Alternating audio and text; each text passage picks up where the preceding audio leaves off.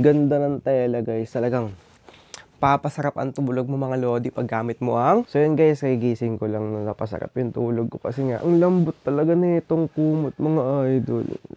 Sobrang lambot nito. Yan. Ang sarap niyang gamitin. So for example guys, naka-aircon kayo, tapos ito yung kumot nyo. Kahit hindi kayo naka-aircon guys, ang presko niyang gamitin mga lodi cakes. Yan. Pwede mo siya baliktarin guys, pwedeng puti na sa labas, brown yun nasa loob. Talagang makakatulog ka na maayos at mahimbing mga lodi sa kumot na to, solid guys. Okay? So ito siya guys, pakita ko sa inyo. Yan. Tapos yung likod niya is white. So hindi siya ganun kakapal mga lodi, saktong-sakto lang mga idol. So meron pala tong size sa yellow basket mga bossing.